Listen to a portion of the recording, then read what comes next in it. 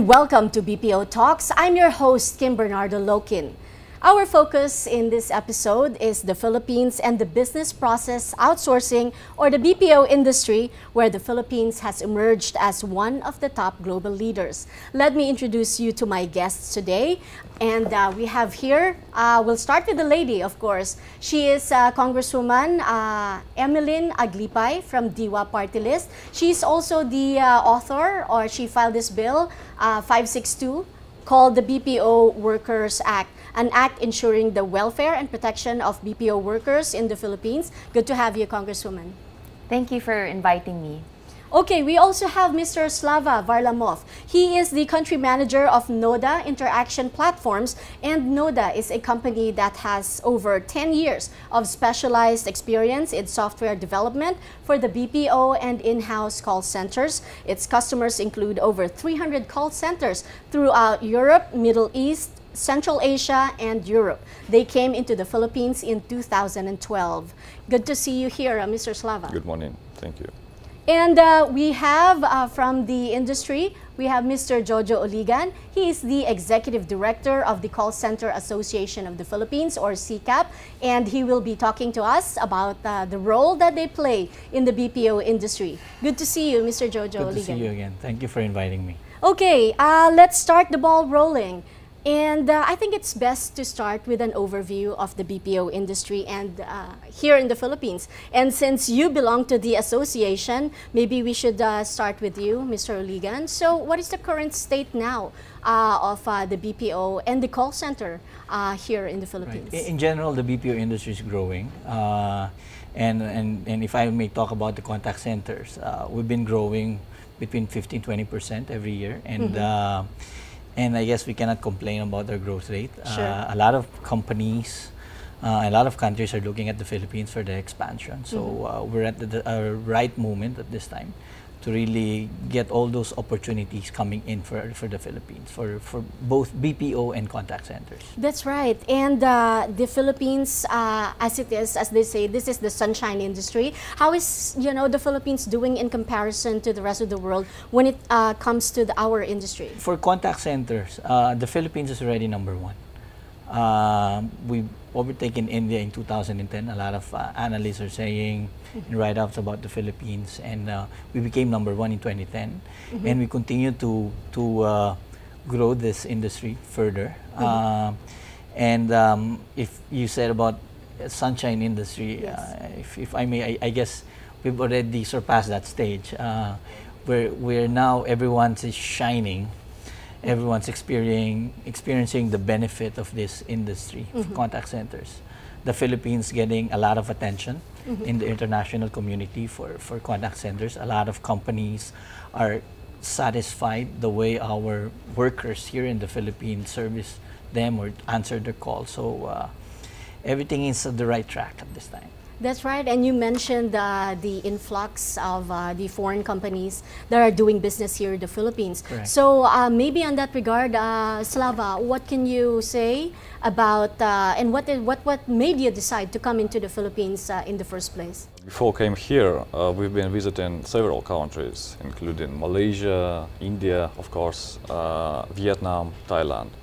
And then we realized that Philippines is really #1 around the world in voice BPO industry. You have perfect English.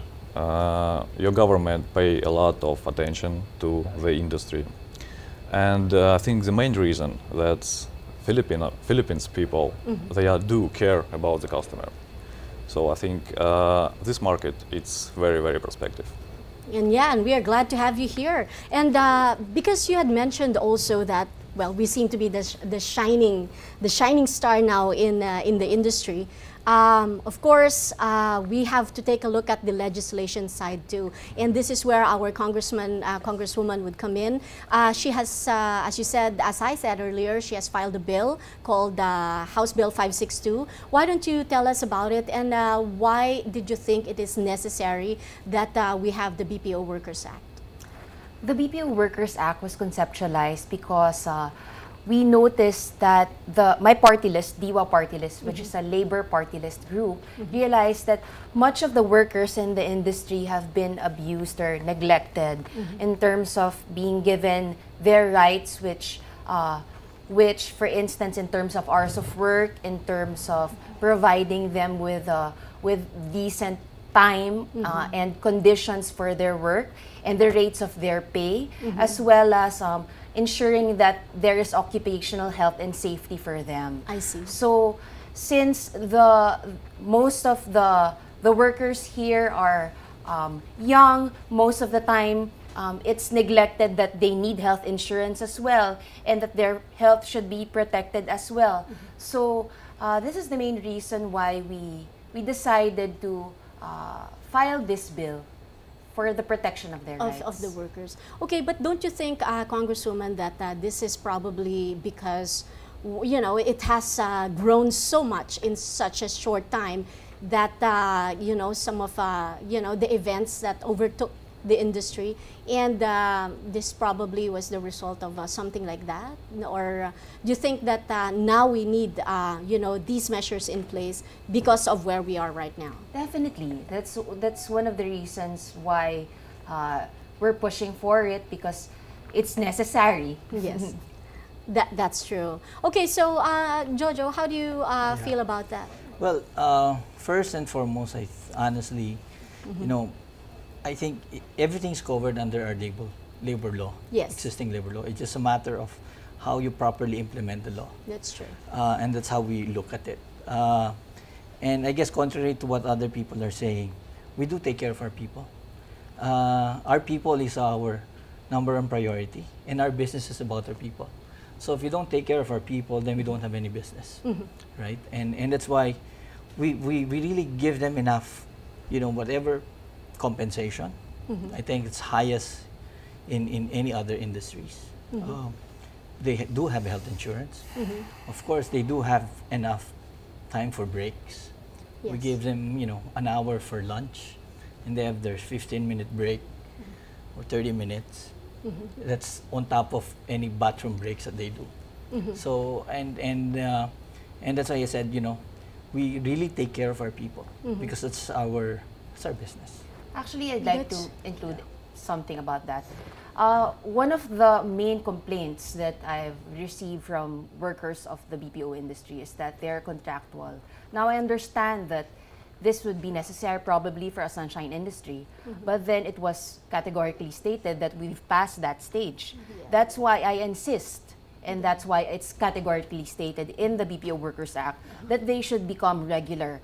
And now the general practice is they are not. I'm sorry, Congresswoman, but yeah, this is becoming really interesting. Yeah. But you know what? And I'm hearing this only new, no? Yeah, well, I'm hearing this also now, and I'm glad that, you know, we're coming out with this. Yes. But before you answer that, I think it's best that, you know, I think all of us here are in agreement that, you know, all of us would want the BPO industry to be in the Philippines, yes. Obviously, to have higher standards, we want to be the shining example to the rest of the world. Correct. And we are all in agreement that we will do whatever it takes for us to maintain our status there. And obviously, taking care of our BPO workers, which is our #1 asset in the industry. So go ahead, sir. So if I may, we don't have any contractual employees, actually. So contrary to the complaint you're getting, it's not really true. The way probably other would understand it is because we contract a client. Yes. Then we sign a 1-year contract with a client based on certain service level agreements, 1, 2, 3 years. So of course, their employment based on the contract is with the client. But if a client really moved out of that particular call center, for example, they've been moved on other projects also. So they're not really contractual compared to to other workers working in fast food companies or department stores. That's right. Not only 6 months, 5 months, then you're terminated. No, right. Because in other programs that we do, trainings could be anywhere from shortest would probably 2 weeks, longest would probably 6 months or longer. So why will we invest in training if after about a few days, weeks, or months, we're gonna let them go? So that's right. maybe at this point, Slava, your company, Noda Interaction Platforms, is a little bit different than the, the call center. Yeah, the call center. You do provide the software. How has your experience been here in the Philippines? Well, of course, Philippines has different business culture. I mean, comparing with Russia or Eastern Europe, it's a little bit different. But the people are very friendly and very open to any conversation, very open to some new ideas. And we actually do not have any problems with approaching our customers. And we believe we can help them to increase their efficiency. And yes. So that's what you're looking at right now. It's Slava's companies they're in the support sector of our industry, right? For contact centers and for others. So they enable us to be able to service our clients on the technology side. So that's right, on the technology side. Yes, so it makes our people in the industry more efficient because of using their technology. Right. Yeah, thank you. Right. Okay, so Congresswoman Aglipay, we talked about your bill before we went on air, and you said that the status right now is that it's being deliberated in the House. Is that it, or is it in the committee level, or? It was referred to the Labor Committee. Okay. So since a lot of bills are filed, it hasn't been discussed yet by the committee. I see. So it's still there. I understand that in the previous Congress, there were also some bills that were filed pertaining to the BPO industry, and well, we didn't see it get passed, right? What are the chances you think this time of the measure getting passed? Actually, the chances are fair. It's not one of those bills that are included in the priority bills by the DOLE, by the Department of Labor. And so, yes. I realistically, I don't think it will be passed within the next year. So it really depends on the pace of the committee, how fast we can tackle bills that are currently on deck. Right now. Okay, I also saw that there were a few other measures, as you had mentioned there. Would you be amenable to, like, maybe at the end of the day, you have to, come together and file a consolidated measure just for the bill to be able to pass? The consolidated measure will probably come after it has been sponsored in the committee. There's no problem with arriving at it. Right. So that means right now there's none yet, and you're looking at hopefully before the end of this Congress that we will have something for the BPO industry? Hopefully. Yeah. That's right. Okay, but if you were the one to have a wish list, which among the salient features of your bill would you want to have prioritized? Actually, it's more of security of tenure. That's really my advocacy, because I have another bill on strengthening security of tenure, which is apart from the BPO. I see. Which, if approved, would already cover that part of the bill with respect to the BPO.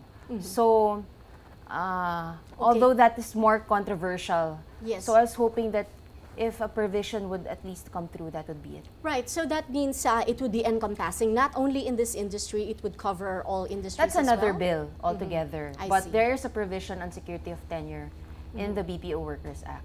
Okay, Mr. Uligan, let's go back to the call center industry. Yeah, the CCAP, which I failed to ask earlier, is under the umbrella organization of the IBPAP.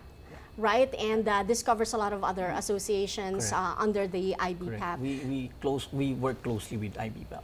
That's right. But let's go back to the call centers. You're now number one, as as they say, with that there'll be stronger and bigger expectations on your part. So, what role do you foresee amidst all the challenges that had been mentioned, especially by the Congresswoman? What role do you foresee playing as an organization to help in the betterment of the call center industry? Right. So it's a very interesting question, and this is how I will answer it. First, CCAP is not number one. It's the Philippines.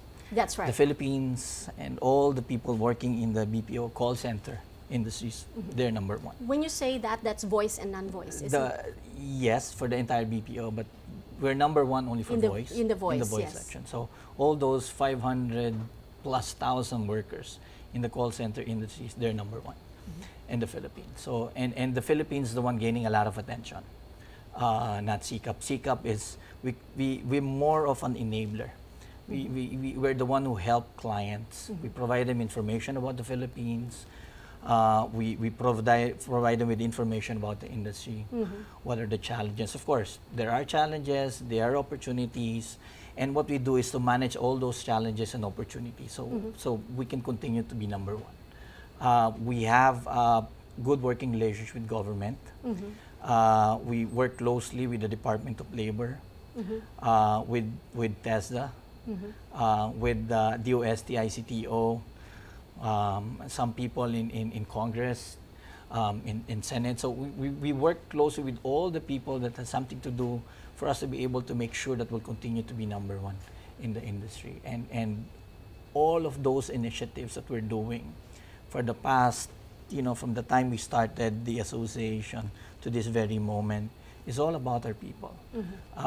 There's a lot of things that we need to do in terms of trying to make sure that we continue to have the skills for our people, continue to develop that capability so that we can continue to get clients. 11, 12 years ago, we only handled very basic calls, meaning calls, inquiries like, what's the phone number of this place? Where can I get this? Where can I get that? Now we're answering more complex calls. Servicing a client in the US, for example, how to fix their computers over the phone. And that's so difficult. Being business analysts or consultant to small business owners in the US, helping customers with problems with their airlines, baggage, a lot of things, a lot of more complex calls that we handle and we process now in the Philippines. And the requirements of the customers are growing. So we have to continue to develop that skill. In fact, the question to us now, what other language can we support? Because everyone's so, I guess, satisfied with the way our people are servicing our client. They're continuously asking, can you do this language? Can you do this and that? So the way I call it, we're victim of our own success.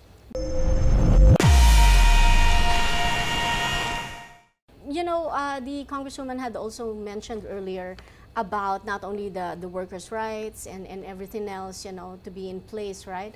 But at the same time, Congresswoman, I think what he's trying to say is that there needs to be, an improvement also in the education per se. Yes. Because I had a talk recently with some of the IBPAP officers, and they say there's also a need to strengthen on the part of the education, especially in the tertiary levels, so that we can continue to be number one, because we pose a lot of challenges. There are a lot of challenges, and there are a lot of competitors. Let's just talk about Asia Pacific. You mentioned, Slava, about Malaysia and probably Indonesia. I'm sure everybody's looking at us and wants to have a piece of the pie. Yes. So what are you are present now in other parts of Asia, East Asia, Middle East.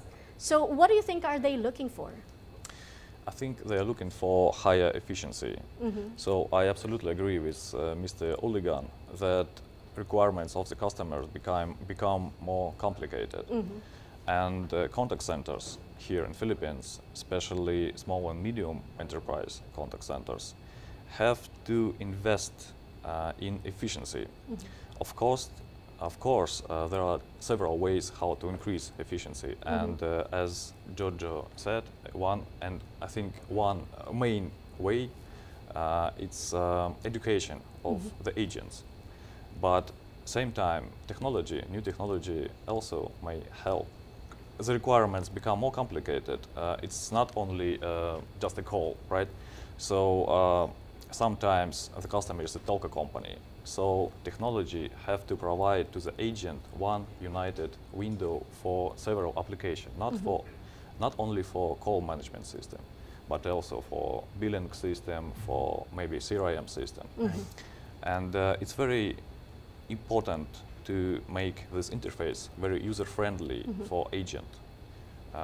So it will make their job easier and That's efficiency true. will Actually, be more that's already higher. part of the trends, right? So, Congresswoman, you seem to be one of the those that are championing the rights of the industry, and we're very happy that you are one of those, because this is an industry that we really need to take care of, because this is where we apparently are excelling at, right? Yes. Isn't it? So, do you have a commitment? What is your commitment to not only the workers but the industry in general? Because now they look up to people in Congress, people at the Senate, to help take care of them too, as well as the association. So what would be your commitment now to them?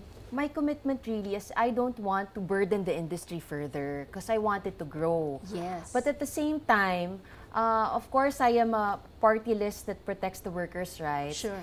I want to be able to cooperate with them to ensure that these rights are not neglected. Because I know that you wouldn't want, of course, to violate the law. Of course.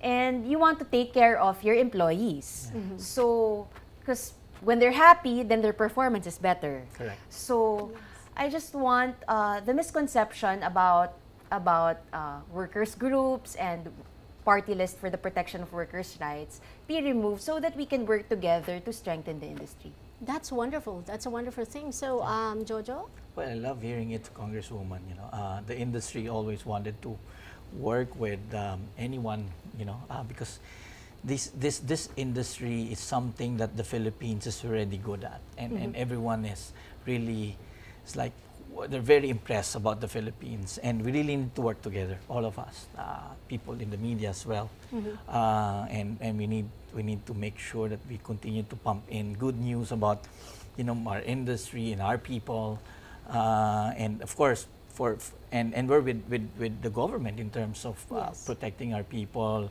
and our investors coming in, and there's a lot of things that are that I guess we need to work on at this moment. On education, of course, to make sure that we continue to be number one. If you ask me, I don't want to be number two. We've already, No, nobody right? wants to be number Nobody two. wants to be number two. So we don't want to lose that position. We want to continue to make sure that we're number one, right? Yes. And working with people in Congress, Congresswoman, we'd love to work with you on how we can ensure that there's really you know, people in our industry are happy. Again, I can only speak for our members. Yes. Not all companies are our members. And I cannot just claim that 100% of the industry is something that we can take care of or police, right? We can police our own ranks if they're a member of our group. So there are a lot of things also on the legislation that probably needs to be updated. Right. Right? Maybe on labor code, on certain other And also on regulations. education and technology. On education and technology. Yes, There's that's already a mismatch, not only in our Right. industry, but also in other industries. What we're producing in you know, after they graduate from college versus the available job, it's no longer match, right? There are certain skills that we're lacking. That's right. So for our industry, English it's a common thing that we look for. Right, You know, and other for people languages probably other in the languages. future.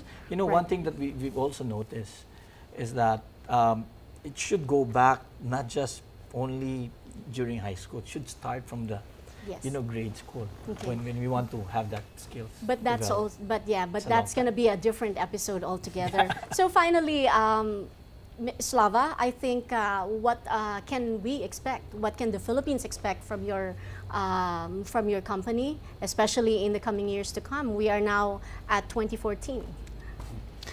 Well, as I said, our goal to help to the local contact centers increase the efficiency, and maybe it makes sense to. We will try to bring new ideas, such as maybe I don't know. It makes sense to change a strategy a little bit for, you know, if you want to remain a number one. As I noticed here in Philippines, it's common strategy when you outstaffing the agents. It's like mostly it's more outstaffing. So maybe it makes sense to change the strategy to more, you know, result-oriented strategy. Right. So because competitors are not sleep, right, in other countries, Oh, yes. they always want to take your shares of the market. That's right. So, Okay. yeah, maybe it's in this way to change the strategy. That's it. That's a very good point to look at. Okay, that's all the time we have. Thank you very much to our guests today.